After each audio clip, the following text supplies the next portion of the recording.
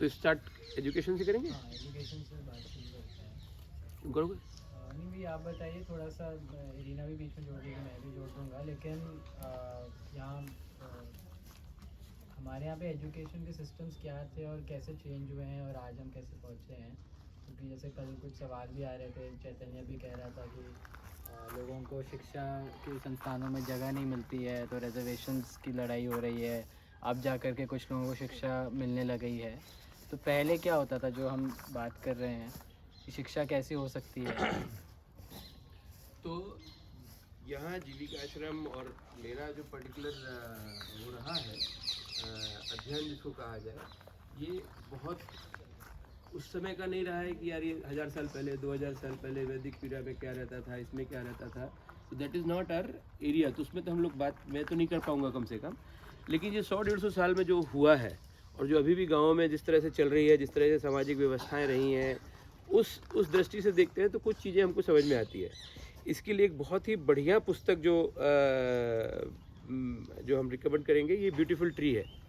कुछ लोगों ने पढ़ी है? हाँ, आप लोगों ने पढ़ी है ब्यूटीफुल ट्री? आप लोगों में से किसी ने? तो ब्यूटीफुल ट्री धर्मपाल जी की लिखी पुस्तक है। और धर्मपाल जी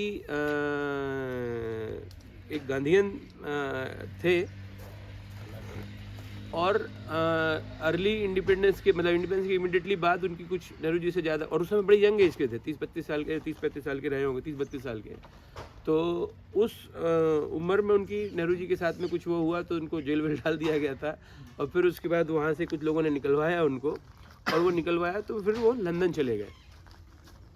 तो लंदन में जाके वहाँ की जो इंडिया लाइब्रेरी थी इंडिया सब्जेक्ट से विषय से संबंधित, वहाँ पे उसका जो जितने डॉक्यूमेंट्स अंग्रेज़ों के रहे, जिन्होंने जितने सर्वे कराए थे, जितने अलग अलग जगहों पे सर्वे अलग अलग विषयों पे सर्वे हुए थे, उन सारी चीज़ों का विस्तृत वहाँ पे कलेक्शन था। और उस सबका उन्होंने वहाँ पे उन्होंने पोस्टमैन की नौकरी की, तो he was a postman over there. लेकिन जितना समय मिलता था वो उसमें जाके पढ़ाई करते थे, अध्ययन करते थे, देखते थे। और चूँकि ज़ेरॉक्स वगैरह तो कुछ हुआ नहीं करता था, ये फ़ोटो कॉपी ज़ेरॉक्स ये सारी चीज़ें, तो सारी चीज़ों के हैंड नोट्स उन्होंने लिए और वो रेफरेंस के साथ में किस किस जगह पे कहाँ कहाँ हुआ। तो उसमें एक बहुत बड़ा अध्ययन जो रहा है वो हमारी शिक्षा व्यवस्था के ऊपर रहा है कि हमारी शिक्षा व्यवस्था, और ये एक जगह नहीं, ये जो 4-5 अपनी प्रोविंस थे उन सब, मद्रास प्रेसिडेंट क्या बोलते थे उसको, मद्रास प्रेसिडेंसी का था या पंजाब का था और कहाँ बॉम्बे प्रेसिडेंसी से का, तो बंगाल। तो ये चारों जगह के बड़े डिटेल जो कलेक्टर के माध्यम से उस समय पे सर्विस कराए गए थे, ये लगभग 18th सेंचुरी के सारे थे 18th and 19th century, early 19th century में। तो उस समय के सर्वे थे जब ये जो हम मैकॉले की बात कर रहे हैं, मैकॉले के पहले वाले चीज़ें। तो उसमें जो वर्णन मिलता है वो एक अलग तरह का वर्णन मिलता है, जो हम लोगों को जनरल नोशन है शिक्षा के विषय में लेके, और जैसा बताया गया है अलग अलग तरह की टेक्स्ट बुक में हमको मिलता है, ये पूरी तरह से, and this is all backed by their surveys, their observation, their annexes and listing of various things. अब उसमें क्या क्या चीज़ें हैं देखने लायक? उसमें पहली चीज़ देखने लायक है कि कौन उसमें विद्यार्थी हुआ करते थे, पढ़ने वाले लोग कौन थे, पढ़ने वाले उस, और बल्कि उससे भी पहले स्कूल्स कहाँ कहाँ थे, कितने स्कूल्स थे। तो ऐसा था कि हमारे यहाँ हर गांव में स्कूल था, मिनिमम एक स्कूल। और स्कूल, जब हम स्कूल की बात कर रहे हैं तो स्कूल उस संदर्भ में नहीं हुआ करते जिस संदर्भ में आज है कि 500, 600, 1000 लोग एक साथ स्कूल में हैं, वो स्कूल है। 10-10, 15-15 लोगों के भी स्कूल चला करते थे, 20-20 लोगों के भी स्कूल चला करते थे, और उस हिसाब से वो हर घर में स्कूल, मतलब हर गाँव में स्कूल था। अब स्कूल में पढ़ने वाले लोग कौन थे? तो उसमें 3 तरह के, उसमें बकायदा क्लासिफिकेशन है ऐसा, और मतलब ये वो पूरी पुस्तक जो है धर्मपाल जी वाली जो पुस्तक ब्यूटीफुल ट्री की बात कर रहे हैं, उसमें उनका केवल एक थोड़ा लंबा सा लेख है जो प्रोलॉग टाइप का है, उसका इंट्रोडक्शन टाइप का है। बाकी the entire book is sort of annexes कि किस किस जगह के जो रिप्रोड्यूस किए गए हैं, वहाँ के सारे जो ऑब्जर्वेशन थे, कितने स्कूल थे, कितने टीचर थे, कितने क्या थे। तो उसमें तो एक तो स्कूल में किस किस तरह के स्कूल थे उसका क्लासिफिकेशन, तो कुछ स्कूल्स जो जनरल नॉर्मल टाइप के जो होते हैं, प्राइमरी टाइप जो लेवल तक के हैं, फिर उसमें स्पेशलाइजेशन वाले, संगीत के विद्यालय, कारीगरी के विद्यालय, स्थापत्य कला के विद्यालय, ऐसे ढेरों तरह के जो हुआ करते थे अलग अलग, और अलग अलग हायरकी में भी थे, मतलब जो बहुत ही विशिष्ट तरह के स्कूल हुआ करते थे वो भी थे। वो हर गांव में नहीं होते थे, वो कुछ गांवों के बीच में, कुछ 150 गांवों के बीच में, इस तरह का उसका क्लासिफिकेशन है। दूसरा चीज़ उसमें जो है सबसे जो बात कर रहा था कि उसमें पढ़ने वाले लोग कौन थे। पढ़ने वाले में दो तरह का क्लासिफिकेशन उसमें है कि जो कास्ट वाइज क्लासिफिकेशन, कि उसमें शूद्र जाति के लोग कितने थे, उसमें वैश्य जाति के लोग कितने थे, उसमें ब्राह्मण जाति के लोग कितने थे, और उसमें क्षत्रिय जाति तो नहीं, क्षत्रिय वर्ण के लोग कितने थे। तो इतना उसमें क्लासिफिकेशन है, and you will be surprise to see कि उसमें सभी तरह के लोग थे, और दिस इज बकायदा नेक्स्ट है, वो पूरी टेबुलर फॉर्म में, इस स्कूल में गए तो इतना है, जैसे सर्वे फॉर्म होते हैं ना पूरी तरह से, तो उसका जब समरी करते हैं सर्वेज का तो वो निकल के आता है, ठीक उसी तरह से वो है कितने, बल्कि एक बुक भी लेके आ जाना चाहिए हमको, रखी हो तो, है ना, तो एक कुछ जम कोड भी कर सकते हैं, यहाँ है किसी लेना है तो वो कितने कितने विद्यालय हुआ, कितने कितने किस किस क्लासिफिकेशन के लोग थे, ब्राह्मण कितने थे उसमें, ये कितने थे, और फिर उसमें भी एक और मैट्रिक्स टाइप का कैलकुलेशन था कि किस तरह के स्कूल में किस तरह के विद्यार्थी ज़्यादा है, जो मतलब वाणिज्य वाले जो वैश्य वाले बच्चे हैं वो कहाँ तक करते हैं, वो वाले बच्चे कहाँ तक करते हैं, कितने लोगों की होम स्कूलिंग हो रही है। उसमें होम स्कूलिंग भी कॉन्सेप्ट है कि भाई आपके शिक्षक घर में ही लोग आ रहे हैं और घर में ही शिक्षक आके पढ़ा रहे हैं, लेकिन पढ़ना आपको ज़रूरी है। और पढ़ाई में दूसरा क्लासिफिकेशन जो स्टूडेंट्स के बारे में था कि इसमें लड़कियां कितनी हैं और लड़के कितने। तो ये लड़कियां और लड़के हैं, ये पहली चीज़, तो नहीं तो जो हम लोगों की सर्वसाधारण मान्यता ये है कि लड़कियां तो कभी पढ़ने ही नहीं दिया गया, कभी वही नहीं किया गया। तो लड़कियां कितनी, लड़के कितने, उसकी पूरी टेबुलर फॉर्म में चीज़ है, हर प्रांत वाइज कि इस प्रोविंस में कितने कितने हैं, तो उसमें कितने कितने जगह पे है, कितने तरह की। फिर दूसरा चीज़ जो उसमें है कि पढ़ाने वाले विषय क्या है, क्या क्या विषय पढ़ाए जाते थे। तो उसमें भाषा है, उसमें गणित है, उसमें विज्ञान के कुछ जो सूत्र हैं वो हैं, फिर स्पेशल जो स्ट्रीम्स हैं आगे जाके, फिर ये जो हमारी ये हम लोग के यहाँ पे जब हम लोग पढ़ते थे तो मॉरल एजुकेशन की बहुत सारी पढ़ाइयाँ होती थी, है ना, तो वो उस तरह की नीति शिक्षा जिसको बोला जाता था, तो नीति शिक्षा उसमें बहुत सारी चीज़ें पढ़ाई जाती थी कि कौन कौन से ग्रंथ उसमें पढ़ाए जाएँ, तो महाभारत है, ये है, वो है, ऐसे ग्रंथों की उसमें सूची है बकायदा। फिर तीसरी चीज़ जो है उसमें देखने लायक है कि ये पढ़ाने वाले कौन है, शिक्षक कौन है। वो भी हमारी एक तरह की मान्यता है कि एक तरह के शिक्षक ही लोग पढ़ने का और पढ़ाने का अधिकार एक तरह के लोगों को है, लेकिन वो चीज़ भी उससे पूरी तरह से ध्वस्त होती है, क्योंकि वहाँ पढ़ाने वाले शूद्र भी हैं, जो शिक्षक हैं, आचार्य हैं, जो तथाकथित शूद्र, मतलब जिसको तो हम शूद्र दिखाते थे ना कि करके कहाँ पे है, तो एक जो बात करो उसमें कुछ आ जाएगा। तो वो पढ़ाने वाले लोग कौन कौन हैं और उनकी किस तरह की जाति के लोग हैं, ये सारा वर्णन भी उसमें दिया हुआ है। चौथी एक और चीज़ जो महत्व की है वो ये है कि ये स्कूल चल कैसे रहे, उनकी व्यवस्था कैसे हो रही, कौन उनका संचालन कर रहा है। तो हमारी फिर एक मान्यता है कि राजश्रय से ही सारा कुछ चलता रहा है, राजा लोगों के माध्यम से, इनके माध्यम से जो भी शासन रहा है उन्हीं वही लोग चलाते थे, वही संचालित करते थे। तो वहाँ बड़ा स्पष्ट रूप से वर्णन है कि उसमें इस तरह के राजा लोगों का कोई ना हस्तक्षेप होता था और ना कोई उनसे कोई सहयोग, आर्थिक सहयोग मिलता था। ये सारे स्कूल्स जो हुआ करते थे ये समाज के द्वारा ही संचालित है। तो जो हम लोग उसकी बात कर रहे थे ना कि एक 10% राशि हम लोग 10-12-15% जो आपका है वो ये सब चीज़ों के लिए निकाल दिया जाता था, तो ये उसमें ये गुरुकुल स्कूल भी संचालित हुआ करते थे उसी तरह के फंड से, तो विद्वानों के लिए, शिक्षकों के लिए, आचार्यों के लिए। और फिर दूसरी तरह से एक चीज़ होता था जो अभी इन लोगों ने भी चालू किया है अपने गुरुकुल में, भिक्षावृत्ति।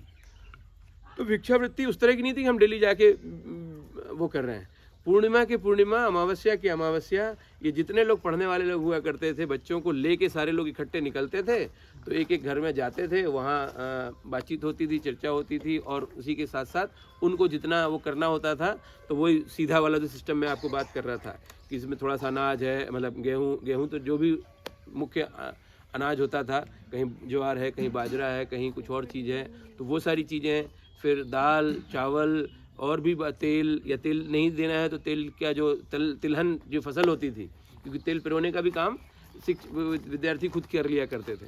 तो ये सारी चीज़ें उसमें वर्णित है। और ये दीज आर उसमें क्या है, कब का है ये सर्वे? 2 दिसंबर 1822 का है। तो उसमें उन्होंने प्रोविंस ऑफ कोयम्बटूर में कैलकुलेट किया है। ब्राह्मण्स का देखो इसमें पूरे इसमें दिए हैं।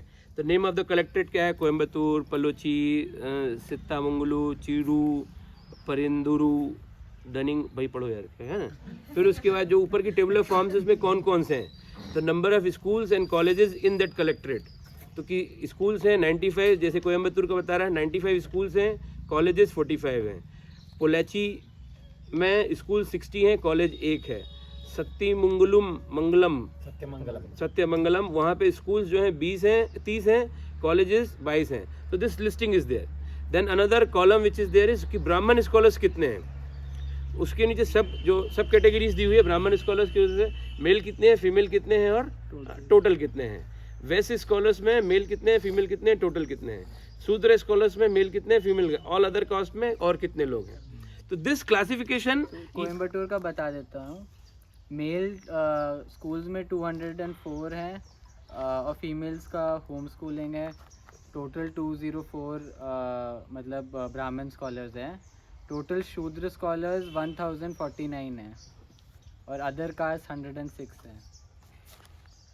तो ये और अच्छा उसमें भी आगे भी है, हाँ सॉरी, ये टेबल का आगे भी है ऑल अदर कास्ट। फिर और कॉलम जो अगले कॉलम्स हैं कि हिंदूज टोटल कितने हैं, grand total Hindus, male female total. मुसलमान स्कॉलर्स कितने हैं, टोटल हिंदू एंड मुसलमान कितने हैं, टोटल पॉपुलेशन कितनी है।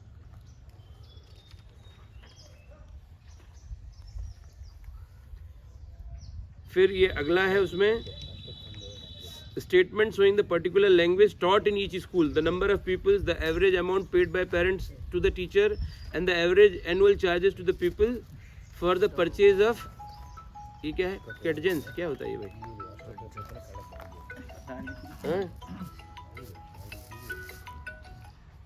CADJANS, कटजन्स, पता नहीं क्या है, etcetera in the Coimbatore district. तो उसकी जो टेबल ऑफ फॉर्म है कि नंबर ऑफ तालुका कौन कौन सी है, उसमें कितने village, number of villages in which schools are established.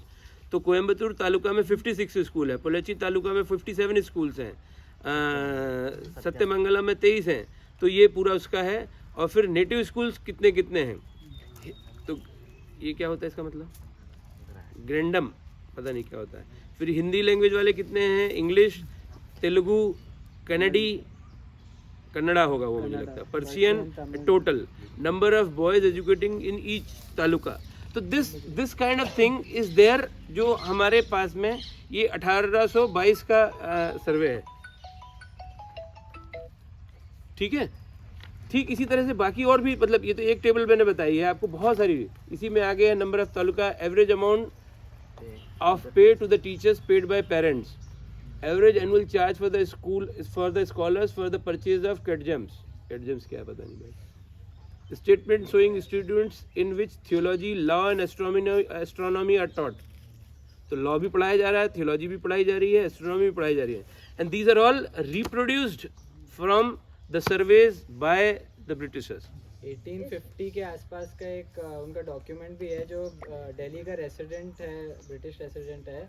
वो ये कह रहा है कि दिल्ली के जो स्कूल से लड़के लड़कियां निकल रहे हैं, the boys of Oxford and Cambridge have nothing on them because जो children in Delhi are studying the Greek philosophers including Democritus, Pythagoras, Aristotle.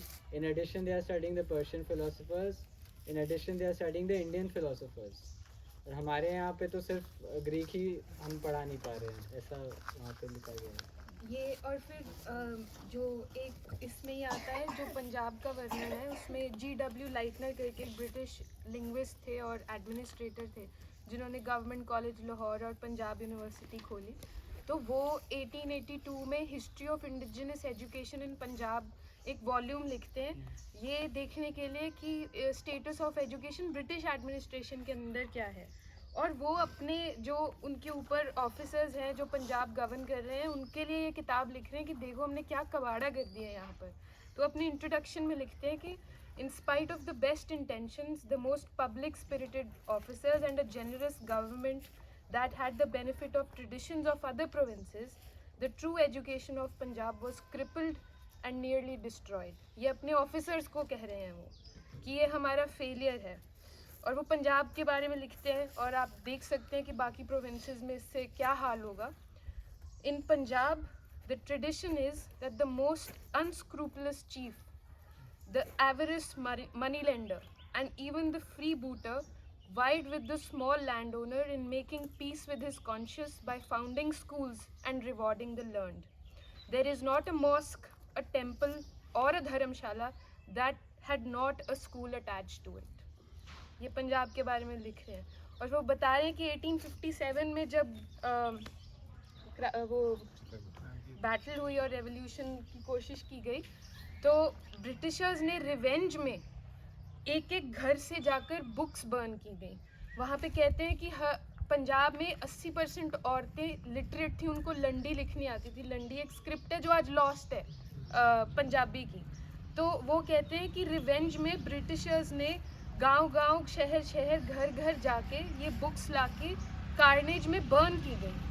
हम हिटलर के बारे में पढ़ते हैं तो वो बोलते हैं कि नाज़ीज़ ने जूस के बुक्स बर्निंग्स की। वो ब्रिटिशर्स ये 1860-50 में कर रहे थे यहाँ पे, और वो लिखता है कि ऐसे हमने यहाँ पे सारा जो एजुकेशन का सिस्टम था वो सारा डिस्ट्रॉय किया है, और हम कहीं भी क्लोज नहीं है। और इससे इंस्पायर होके वो गवर्नमेंट कॉलेज लाहौर खोलता है। तो ये गोरा लिख रहा है, कोई इंडियन नहीं लिख रहा है, तो आप जाके पढ़ सकते हैं, इसमें सब डॉक्यूमेंटेशन है। मतलब ये पूरा टेबुलर फॉर्म और ये सारी चीज़ें मैं देख रहा हूँ, इसमें कहीं पे भी किसी के सब्जेक्टिव इंटरप्रिटेशन के लिए कोई जगह ही नहीं रह जाती है ना, कि यार ये क्या चीज़ है, कहाँ चीज़ है, किस तरह का है। ये तो सारा कुछ उनके सर्वेस के हिसाब से समझ में आ रहा है। तो कहने का मतलब है कि जो चीज़ें हम देखते आए हैं, दिखाई जा रही हैं, देखी गई हैं, और उसके कारण बहुत तरह से रहे हैं, ऐसा नहीं है। तो उनके पीछे यदि हम नहीं जाएंगे तो थोड़ा सा गड़बड़ तो होती है। और उसके बाद 1857 के बाद उन्होंने अपनी एक एजुकेशन पॉलिसी लाई थी, जो मैकॉले ने मिनट ऑन एजुकेशन लिखा था 1880s के आसपास। और उन्होंने ये कहा था कि we must prepare a new generation of Indians who are Indian in blood but British in mannerisms, who will be the interpreters between us the rulers and those who are ruled. यानी कि हम कुछ हज़ार लोग ही हैं इस देश में, और हम अकेले तो सब पे राज कर नहीं सकते हैं। तो इन लोगों पे राज करने में हमारी मदद करे, इसके लिए एक नया करिकुलम उन्होंने बनाया। तो उस करिकुलम को उन्होंने फिर एक इंग्लिश एजुकेशन प्रोग्राम में तब्दील किया, and they set up a whole range of new institutions. तो ये जो स्कूल जो शब्द आज हम इस्तेमाल करते हैं, जो कॉलेज शब्द इस्तेमाल करते हैं, यूनिवर्सिटी शब्द इस्तेमाल करते हैं, these were new institutions which were brought in India by the British। तो उनका ओरिजिन भी ये था कि जब यूरोप में जो प्रीस्ट लोग होते थे, ठंड के समय, बाकी समय वो लोग समाज के कुछ बच्चों को लेकर के चर्च के एक कमरे में बाइबल पढ़ा करते थे। तो उनका जितना भी पढ़ने का ट्रेडिशन था वो किताब से था, बाइबल से था। बाद में फिर अपने खुद ही प्रीस्ट को एजुकेट करने के लिए उन्होंने एक नया इंस्टीट्यूशन बनाया, उसका नाम उन्होंने कॉलेज रखा। फिर कॉलेज में वो थियोलॉजी पढ़ते थे, यानी कि जो अध्यात्म से लेने देने वाली जितना भी उनका ज्ञान था उसकी किताबें वो पढ़ा करते थे। बाद में उन्होंने कहा, जब ये साइंस और इंडस्ट्रियलाइजेशन होने लगा, कि हमको भी बाकी सब्जेक्ट्स पढ़ने हैं। तो जो नए सारे सब्जेक्ट आए थे, science, social science, political science, जिनका एक तरह का वर्ल्ड व्यू था जो हम ऑलरेडी डिस्कस कर चुके हैं, तो वो जो प्रीस्ट थे वही लोग उसको भी पढ़ने लगे। और फिर कहा गया कि we are not simply studying theology, we are studying universal knowledges. तो उसका नाम फिर उन्होंने यूनिवर्सिटी रखा। तो ये जो यूनिवर्सिटी, कॉलेज और स्कूल है, इसकी ओरिजिन ही यूरोप के प्रीस्ट से है, और इसका दुनिया को देखने का तरीका किताबी तरीका है।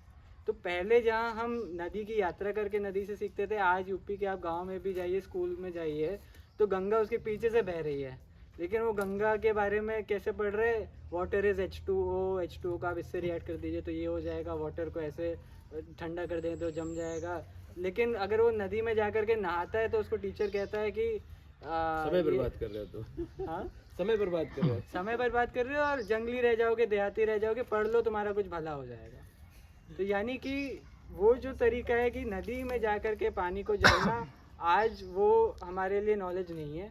किताब से H2O पढ़ लिया तो वो नॉलेज है। अगर आप कुम्हार से मटका बनाना सीख रहे हैं, कुम्हार का बेटा मटका बनाना कुम्हार से सीख रहा है, तो ही इज़ अनपढ़, वो इलिटरेट है।